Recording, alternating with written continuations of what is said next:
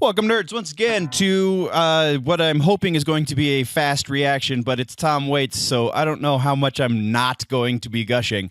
I love Tom Waits. I think Tom Waits is amazing, one of the best songwriters in history, and we got to do a little bit, our little this.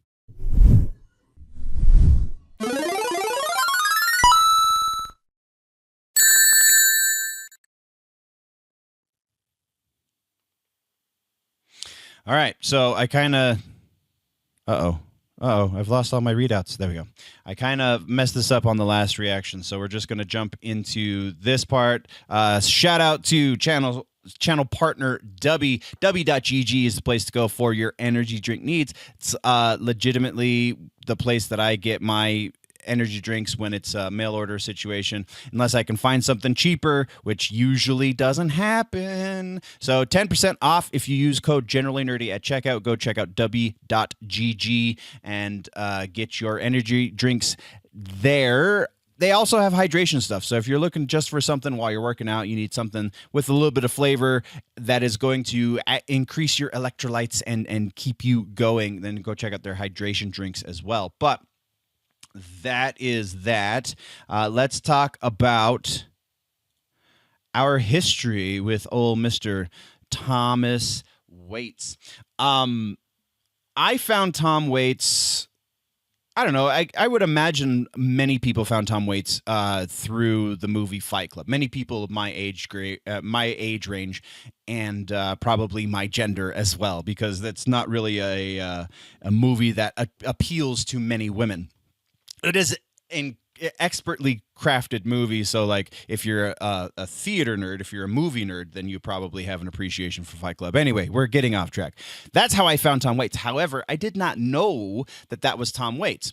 Going Out West is the name of the song that is in the there's like the first proper bar scene, not the bar scene where Tyler and Jack are fighting outside the bar, but where they go down into the basement and you hear Tyler read out the rules for Fight Club the first time as they're closing the bar and heading down into the basement. That's where you hear, I'm totally not even going to remember how the instrumentation goes. I'm going out west, gonna get out high. Something along those lines. It's fantastic. If you haven't heard it, you should. So that was my first exposure to Tom Waits, and I didn't know who the hell that was. I just loved that song for a number of years, and then I met my former bass player who now lives out in Seattle. Shout out Will. What up, dude?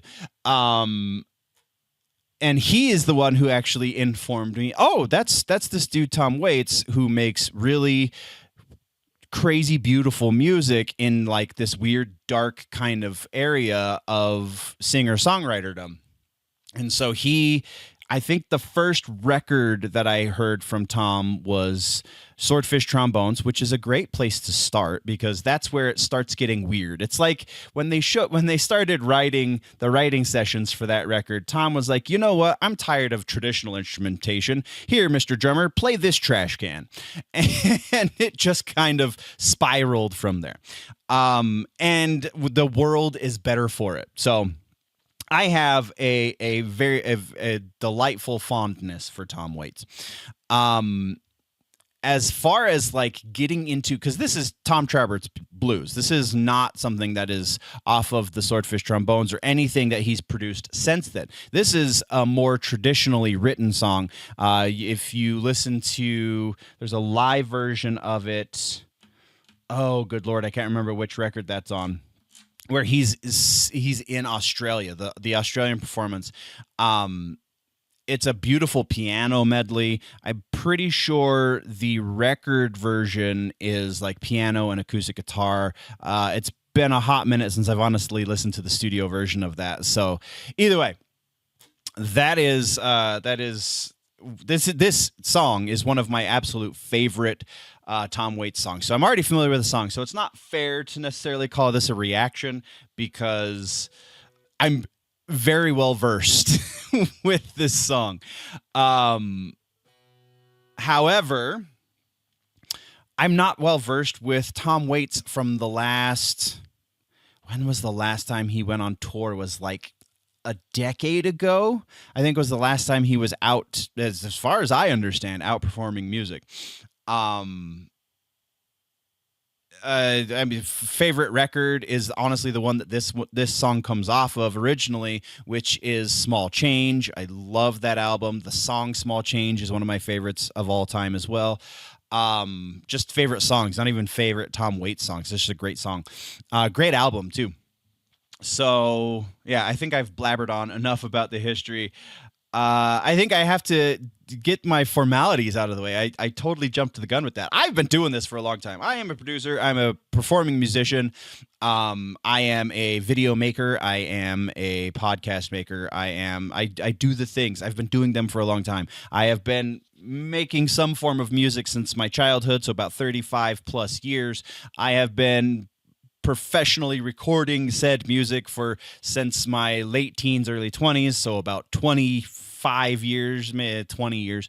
Yeah, just doing the thing and getting paid to do it and making a supplemental living, if nothing else. So yeah, sure, that's bona fides. Go ahead and try and at me in the comments. We'll have fun going back and forth. But yeah, history's done. Expectations. What do we expect out of this video? I expect this to be a piano ballad. I expect this to be a piano performance. There's not going to be any other instrumentation. Judging by the thumbnail for the video, it looks like it's just an intimate recording, and it's Tom trying to get done the things that need to be done because he hasn't performed for the world in long enough time that he's like, you know what, people need to remember who the hell I am. And he's getting on in age, man. So like the more he does this, the better, I think, because I don't know if we have another decade with Mr. Tom Waits. I hope we have another 4 decades with Tom, but I don't think that's really in the cards. But so expectations, I think it's going to be beautiful. I think it's going to be, I don't know if it's going to surpass my appreciation for the live Australian performance, but we can always hope. So without any further ado, let's actually react to this video, shall we?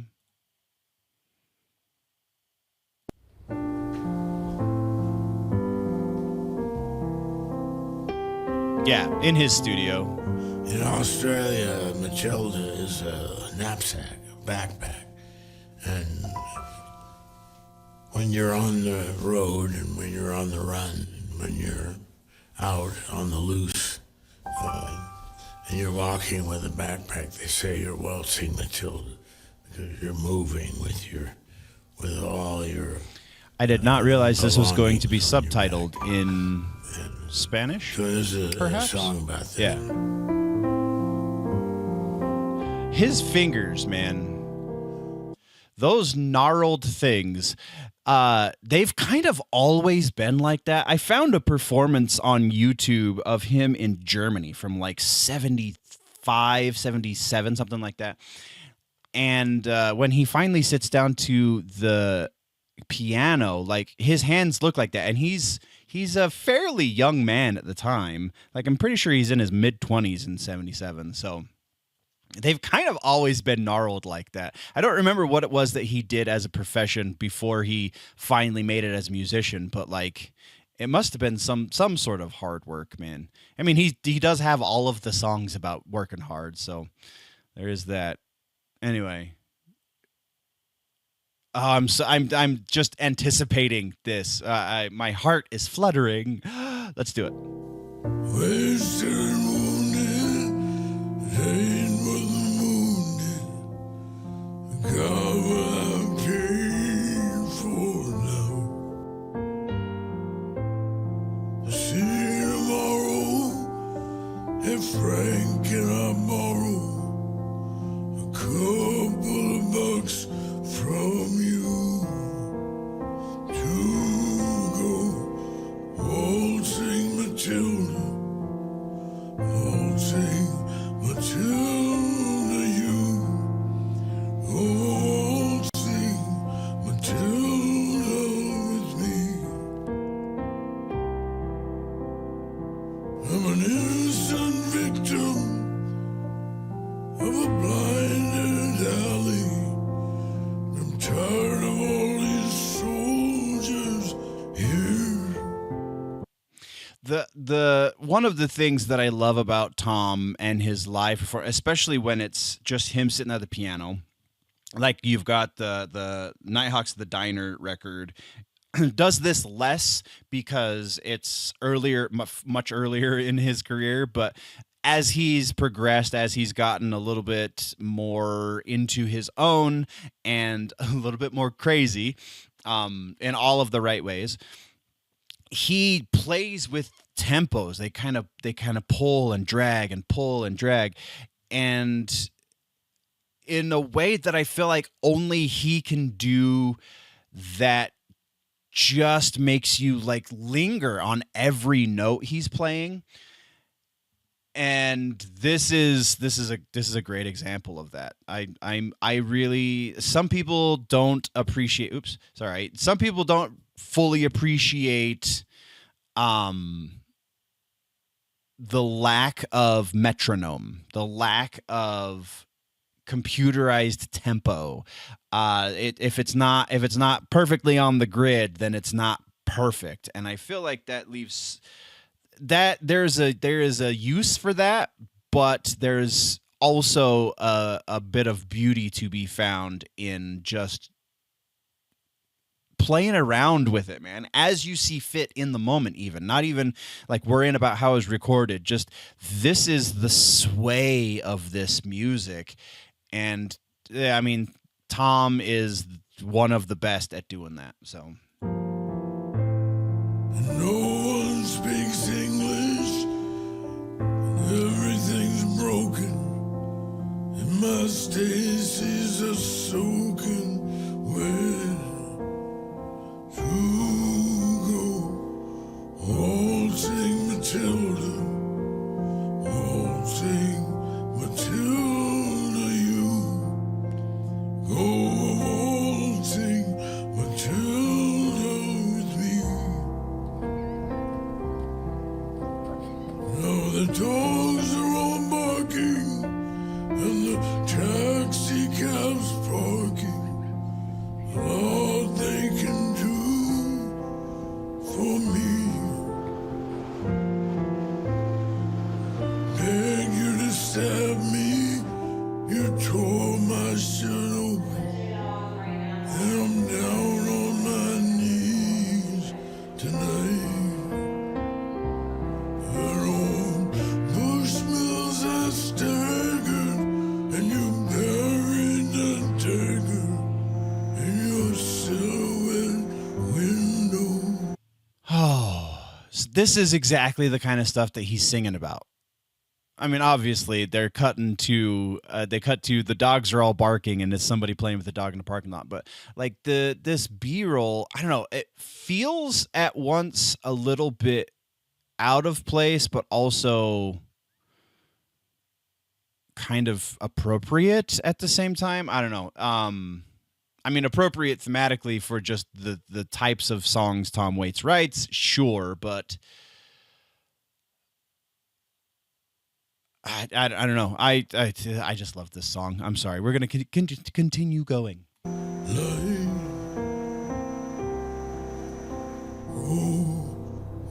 Waltzing Matilda, waltzing Matilda, you go waltzing Matilda with me. And it's a battered old suitcase into a hotel someplace, and a wound that will never heal.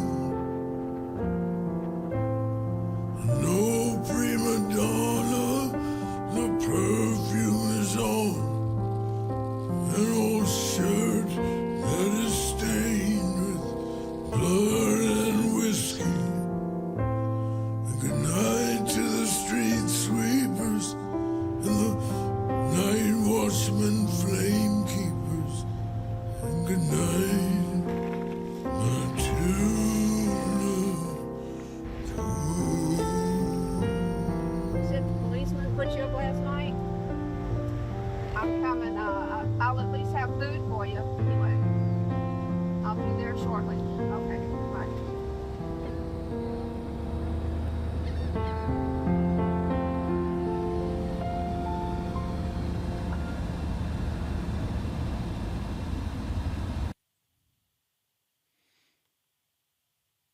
There was something there. Oh, it's in Portuguese, like the subtitles. Uh I mean, so Tom's wife, Tom's wife, who helps him write his music, when they first started writing music together, she made an observation about his writing style, and he's used this anecdote a number of times. So I'm totally butchering the paraphrase, but she said, you know, you write two different kinds of songs: grand weepers and grim reapers. And I challenge you to say that this is not both of those genres, if you will. Just the grand weeper element in the performance, just the emotion that you're getting from this man in his, I think Tom's in his 80s now, is incredible. But also, like, just the darkness is both in the performance and in the lyrics. Oh God, it's so beautiful. I can't even.